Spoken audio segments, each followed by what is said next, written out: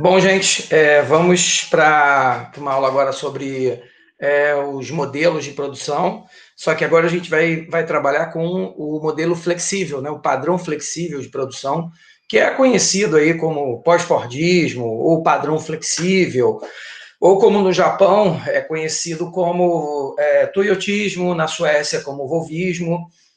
Há diferenças entre esses modelos, toyotismo, volvismo, pós-fordismo americano? Sim, há diferenças e a gente vai trabalhar com essas diferenças.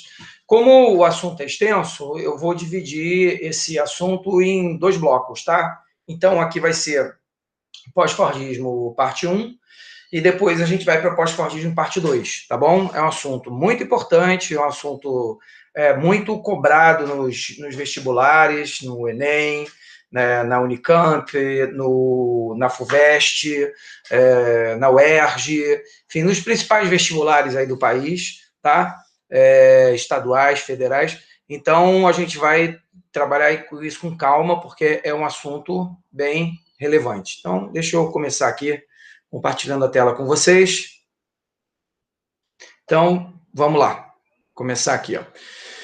Então, como eu falei para vocês, tá? Toyotismo, pós-fordismo, volvismo, tá? O toyotismo, ele nasce na década de 50, né? Pelo dono da Toyota, o Eiji Toyoda, tá? E o seu engenheiro ali, chefe, que é o Taishi Honro. Por isso que o pessoal também chama de honorismo, tá? Também pode ser chamado assim. Não é muito comum, mas eu já vi em alguns artigos as pessoas chamando assim, honorismo. Mas para o ensino médio aí é mais comum a gente chamar de pós-fordismo mesmo ou toyotismo, tá? O volvismo, por exemplo, é uma expressão também que é pouco utilizada, mas a gente sempre se prepara para o pior, tá? O grande criador, né, dessa história toda foi o Taishi, né, que foi, obviamente, amparado pelo Toyoda, que deu ampla força para ele desenvolver essa nova forma de administração, essa nova engenharia administrativa, e os dois, né, também deram contribuições valiosas aí para a mudança do modelo de produção, tá? Interessante a gente perceber o seguinte: o Fordismo ele só vai entrar em crise e colapso ali no final, anos 70 a crise, no final dos anos 70, início da década de 80, o colapso do Fordismo. Mas o Toyotismo, né, que foi o primeiro padrão flexível de produção que surgiu, ele já nasce na década de 50. Mas uma coisa importante que a gente não pode esquecer, apesar do Toyotismo ter surgido nos anos 50, no pós-guerra, ele só vai se generalizar pelas economias aí desenvolvidas e mais tarde no mundo de desenvolvimento na década de 80, tá? Porque as condições tecnológicas, societárias, culturais só vão estar presentes para a expansão do modelo flexível, que é o toyotismo, a partir ali do final dos anos 70 e início da década de 80, tá bom? Então, olha só, gente, eu dividi esse modelo de produção em 3 eixos, tá? Organização do trabalho, organização da produção e organização do território, tá? Então, vamos começar aqui pela organização do trabalho, tá? Vamos lembrar sempre uma coisa importantíssima.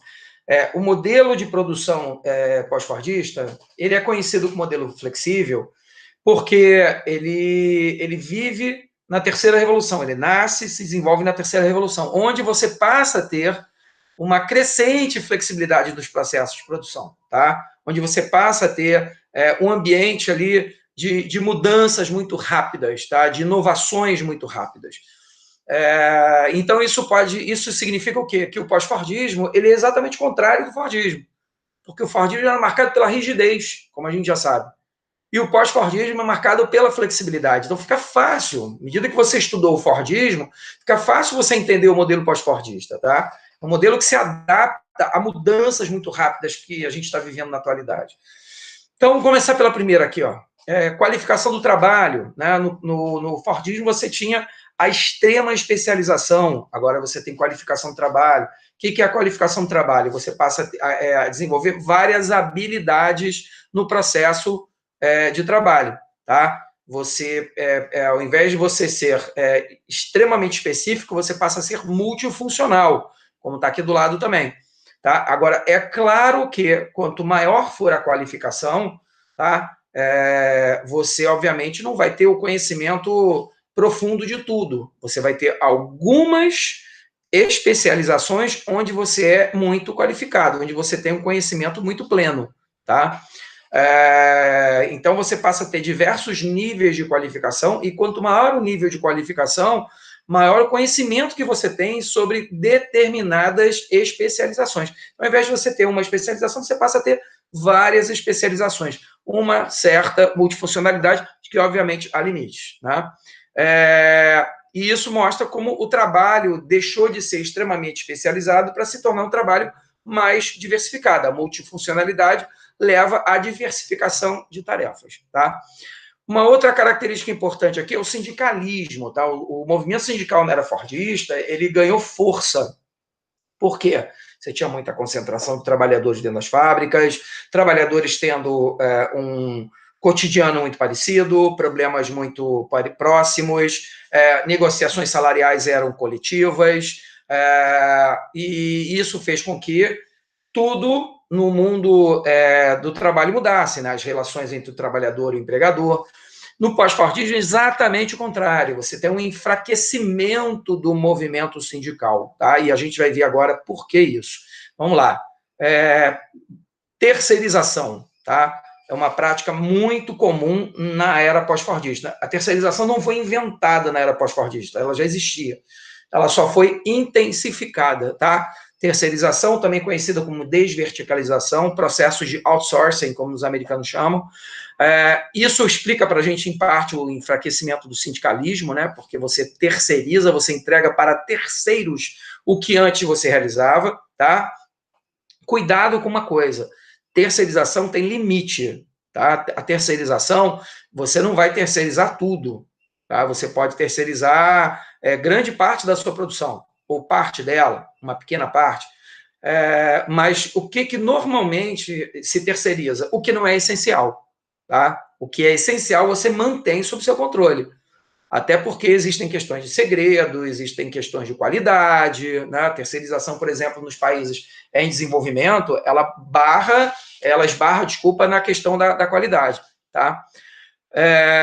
Agora, você tem setores que terceirizam tudo, ou quase tudo, né? Terceirizam tudo, mantém só o que é essencial, e setores que terceirizam, por exemplo, só a produção, terceirizam parte dos serviços, enfim, vai depender do tipo de setor que a gente está falando aí. Quarteirização é quando a gente terceiriza o setor administrativo, é quando a gente terceiriza o famoso setor quaternário, que é o setor de tomada de decisões, tá? Aí você fala, pô, mas isso não é essencial? Às vezes não. Às vezes você tem uma empresa, um grupo, um conglomerado de empresas, e a empresa adquiriu um outro negócio, ela não tem muita eficiência naquele negócio, ela contrata uma outra empresa para fazer a administração daquela empresa, tá? É uma terceirização da alta administração.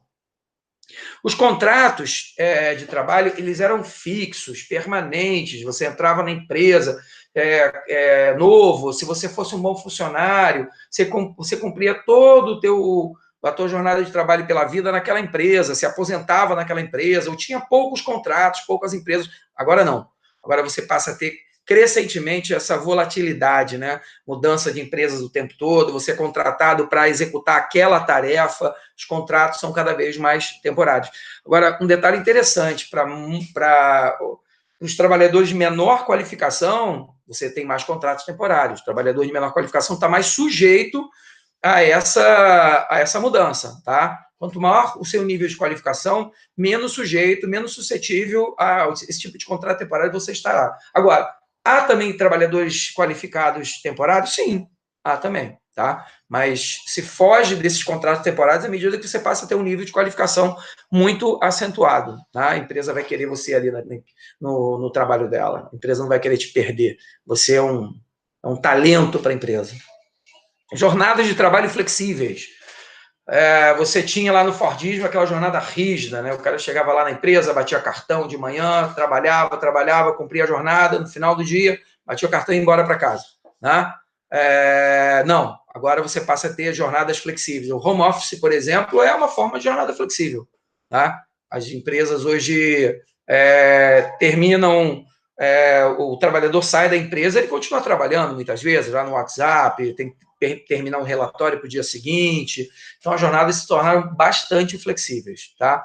Inclusive, essa história de você trabalhar em casa, você tem muitas empresas hoje que o trabalhador vai uma vez por semana na empresa, vai uma vez por mês na empresa, porque ele fica em casa. Em casa, você não tem tempo, você não tem hora para começar, mas também não tem hora para acabar, né? Então, há uma flexibilidade no horário de trabalho muito grande. Crescimento da informalidade, tá? Com a terceirização, com esses contratos cada vez mais temporários, a informalidade vai crescendo. Tá? Então, é uma tendência hoje no cenário internacional, não é só no Brasil, não é só no mundo do desenvolvimento. Tá? Claro que no mundo do desenvolvimento a informalidade era alta, e ela tende a aumentar, mas nos países desenvolvidos essa informalidade também aumentou. Tá? Desemprego tecnológico, que é aquele desemprego permanente, onde as novas tecnologias substituem os postos de trabalho, conhecido também como desemprego estrutural. Esse desemprego passa a ganhar força na terceira revolução industrial e no modelo pós-fordista. Tá? Escrevi terceirização ali no final, mas já tinha comentado com vocês. Tá bom? Vamos entrar aqui agora na organização da produção, tá? Organização da produção, gente, altas tecnologias no processo de produção, ou seja, emprego de robótica, de mecatrônica, tá? Inovação quase que permanente. Isso permite que a linha de produção seja flexível, ela deixa de ser rígida para se tornar flexível, tá? Então, uma linha de produção que era padronizada, uma economia de escala, passa a ser uma economia de escopo, exatamente o contrário. Por quê? Porque você tem tecnologias de ponta que são reprogramadas para mudar o processo produtivo, para mudar o produto que vai ser gerado ali naquela linha de produção, tá? Público-alvo, né? Você passa a ter uma customização cada vez maior do produto, né? Você produzir um produto para aquela faixa salarial, porque na era pós-fordista, muitas faixas salariais passam a ser produzidas, né? À medida que você tem níveis de qualificação diferentes, você passa a ter muitas faixas salariais. E aí você precisa produzir para aquele público-alvo específico, tá? Departamentos de P&D, departamentos de pesquisa e desenvolvimento, são os departamentos que fazem inovação científica, que criam o design do produto, o marketing, a publicidade do produto, são os departamentos da criação, eles criam o produto, esses são essenciais. Você pode ver que muitas empresas, quando elas terceirizam quase tudo, elas só mantêm os departamentos de P&D e, às vezes, a alta administração, porque ali está o cerne da empresa, né? Ali está a criação da empresa. Muitas vezes, você terceirizar isso é perigoso. E aí você também tem o setor quaternário, tá? O setor quaternário não se limita lá à alta administração, os departamentos de P&D também pertencem também ao setor quaternário. E são esses departamentos de P&D que se integraram às universidades para produzir lá as novas tecnologias. Depois a gente vai abordar isso. Just in time, né? É você produzir conforme a demanda, tá? É você trabalhar com estoques pequenos, né? Estoques limitados, tá? Você produzir ali de acordo com o cenário do mercado. Por que é possível isso hoje? Porque a gente está vivendo uma era de muita velocidade de informação. Então, o empresariado tem uma noção melhor de como o mercado se movimenta. Tá? A assimetria de informação é menor.